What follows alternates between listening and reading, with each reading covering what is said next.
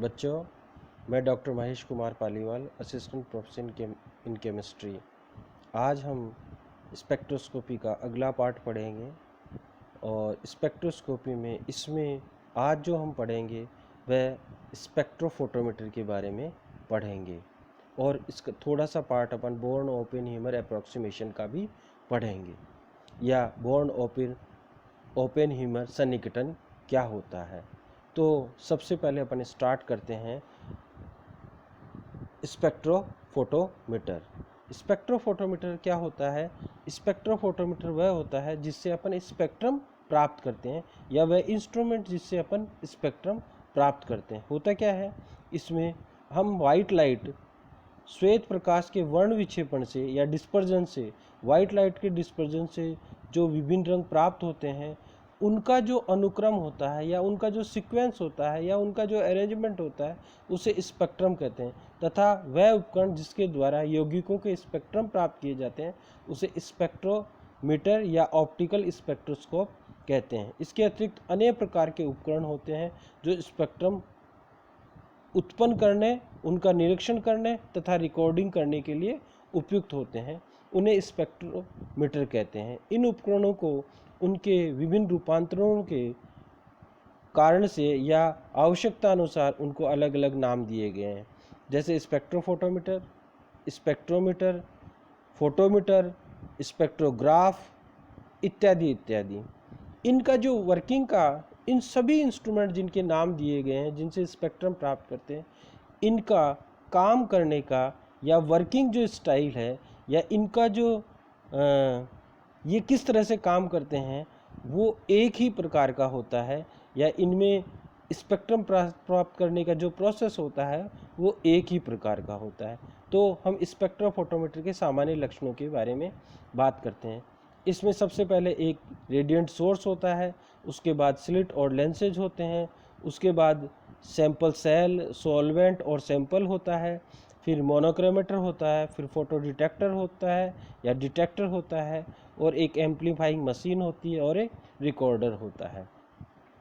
सबसे अपन बात करते हैं कि रेडिएंट सोर्स क्या होता है। रेडिएंट सोर्स वो होता है जिससे अपन किसी मॉलिक्यूल में कोई प्रोसेस या प्रक्रम करना चाहते हैं, यानी कि रोटेशन करना चाहते हैं या उसमें वाइब्रेशन करना चाहते हैं या उसमें इलेक्ट्रॉनिक ट्रांजिशन करना चाहते हैं।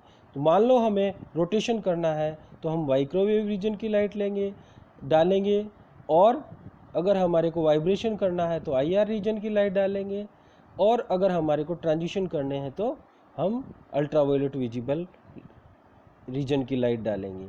उसके बाद आता है स्लिट और लेंसेज। स्लिट और लेंसेज क्या होते हैं कि ये जो लाइट किसी मॉलिक्यूल सैंपल पे डाली जाती है या जिस मॉलिक्यूल की हम स्ट्रक्चर ज्ञात करना चाहते हैं उस पर डालते हैं, उसको फोकस्ड करते हैं स्लिट और लेंसेज, यानी कि उनको इधर उधर नहीं जाते, सीधे सैंपल पे ही डालते हैं। सैंपल वो होता है जिसकी हम स्ट्रक्चर ज्ञात करना चाहते हैं या जिस अणु की अपन को संरचना ज्ञात करनी है। सैंपल सेल वो होती है जिसमें अपन सैंपल रखते हैं, और एक सॉल्वेंट होता है, जो सॉल्वेंट जो होता है उसमें अपन ऐसा सॉल्वेंट जिसमें अपन जिस मॉलिक्यूल की स्ट्रक्चर ज्ञात करना चाहते हैं उसमें डिजोल्व करते हैं। उसके बाद मोनोक्रोमेटर आता है। मोनोक्रोमेटर जैसा नाम से ही आपको समझ में आ रहा होगा कि अलग अलग रंगों को अलग अलग करने वाला, या वाइट लाइट से जितनी लाइटें आती हैं उनको सेपरेट करने का जो काम करता है वो मोनोक्रोमेटर कहता है। मोनोक्रोमेटर के से आगे जो लाइट जाती है उसको डिटेक्टर डिटेक्ट करता है, या यूँ कहिए उसको संधारित करता है। उस डिटेक्टर जो होता है उसके आगे आता है एम्पलीफाइंग मशीन। एम्पलीफाइंग मशीन का मतलब यही होता है कि सिंपली जो डाटाज होते हैं उसको उस प्रोपोर्शन में बढ़ा देता है।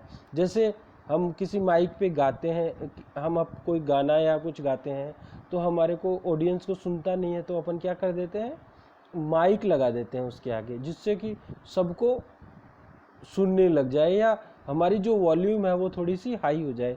एम्पलीफाइंग मशीन का भी यही काम होता है कि जो लाइट होती है उसके डाटाज को थोड़ा सा अपग्रेड कर देता है या उसको थोड़े बढ़ा देता है। रिकॉर्डर जो होता है वो सिंपल एक कंप्यूटर होता है, या यूँ कहिए कि कंप्यूटर मशीन के साथ प्रिंटर लगा होता है, उस पर ये जो लाइंस और बैंड्स हमें प्राप्त हो जाते हैं, जिससे अपन स्ट्रक्चर ज्ञात कर लेते हैं। अब मैं अलग अलग इनके बारे में बात करता हूँ। हमें कैसे हमारा सोर्स होना चाहिए, किसका होना चाहिए, सैंपल ट्यूब क्या होनी चाहिए, सॉल्वेंट क्या होना चाहिए, मोनोक्रोमेटर क्या होना चाहिए। अल्ट्रावायलेट विजिबल रीजन में हम जो सोर्स लेते हैं वो हाइड्रोजन ड्यूटेरियम डिस्चार्ज लैंप लेते हैं। विजिबल रीजन में अपन टंगस्टन फिलामेंट लेते हैं, और आईआर रीजन में जो होते हैं अपन ग्लोवर या नस्ट ग्लोवर रहते हैं। ग्लोवर क्या होता है, एक सिलिकॉन कार्बाइड की रोड होती है, जिसके दोनों सिरे जो होते हैं वो सिल्वर कोटेड होते हैं। नस्ट ग्लोवर जो होता है वह एक सांचेनुमा छड़ होती है, जिसमें रेयर अर्थ मेटल्स के ऑक्साइड का मिश्रण भरा रहता है। उसके बाद आता है सैंपल सेल, और ये ऐसे पदार्थ का बना होता है जो सोर्स से आने वाली विकिरणों का अवशोषण नहीं करे।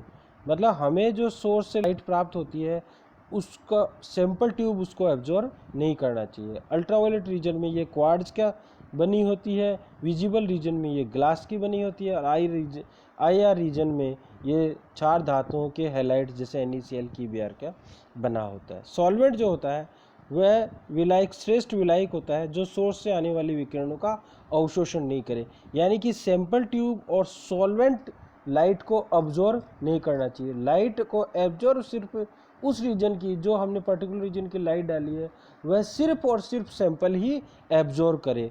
अल्ट्रावायलेट विजिबल रीजन में जो सैंपल सबसे अच्छा होता है वह 95% एथेनॉल होता है, और वाटर भी काम में ले सकते हैं, और साइक्लोहेक्सेन भी काम में ले सकते हैं। आईआर रीजन में जो सॉल्वेंट रूप में होता है KBr होता है। बेसिकली आईआर रीजन में हम जो जिस मॉलिक्यूल को लेते हैं उसमें एक सॉलिड टैबलेट बनाते हैं, या जिस स्ट्रक्चर को जिसकी अपन स्ट्रक्चर ज्ञात करना चाहते हैं उसका KBr के साथ मिक्सचर बना लेते हैं, और हम आईआर जो हमारा स्पेक्ट्रो फोटोमीटर होता है उसमें रख देते हैं उस टैबलेट को, सॉलिड बनाई हुई टैबलेट को ही, और उस पर अपन सोर्स से आईआर रीजन की लाइट डालते हैं और हमारे को उससे स्पेक्ट्रम प्राप्त हो जाता है। अब बात आती है मोनोक्रोमेटर। ये घूम सकने वाली प्रिज्म या ग्रेटिंग होती है। जिस पदार्थ की सैंपल ट्यूब बनी होती है उसी पदार्थ का प्रिज्म या ग्रेटिंग बनी होती है। प्रिज्म के द्वारा विभिन्न तरंग दैर्ध्य वाली विकिरण पृथक पृथक विभक्त हो जाती हैं, अतः ये एक प्रकार से मोनोक्रोमेटर का कार्य करती है।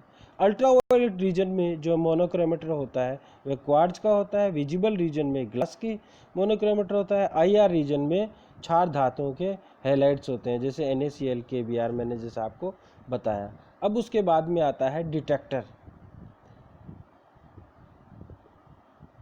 डिटेक्टर जो होता है वह होता है सहसूचक, विकिरण ऊर्जा को विद्युत ऊर्जा में रूपांतरित करता है। ये 2 प्रकार के होते हैं। तापीय सहसूचक, इसमें विद्युत ऊर्जा विद्युत धारा के उष्ण प्रभाव का उपयोग में लाया जाता है, जैसे थर्मोकपल, थर्मोपाइल, बोलोमीटर इत्यादि।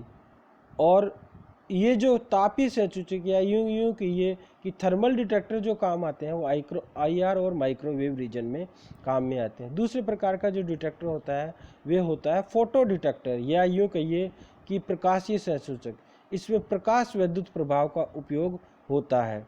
उदाहरण के लिए इसमें जो डिटेक्टर होते हैं उनको फोटो मल्टीप्लायर होता है, फोटो इलेक्ट्रिक सेल होता है, इत्यादि इत्यादि होते हैं। और ये जो जिस रीजन में इनको काम में लिया जाता है वो अल्ट्रावायलेट विजिबल रीजन में काम में लिया जाता है, और नियर आईआर में काम में लिया जाता है। इसके बाद आता है रिकॉर्डर अभिलेखी। डिटेक्टर द्वारा विद्युत धारा एक प्रवर्धक द्वारा परिवर्धित होकर एक सिग्नल के रूप में रिकॉर्डर में लगे चार्ट पेपर पे रिकॉर्ड हो जाता है। आजकल तो जो रिकॉर्डर होते हैं वो सिंपल कंप्यूटर के साथ एक प्रिंटर जुड़ा होता है, और प्रिंटर पर वो इन्फॉर्मेशन, वो सिग्नल्स चाहे लाइन के रूप में हो चाहे बैंड के रूप में हो हमारे को मिल जाते हैं, और इस प्रकार से हमारे को क्या एक स्पेक्ट्रम प्राप्त हो जाता है। धन्यवाद।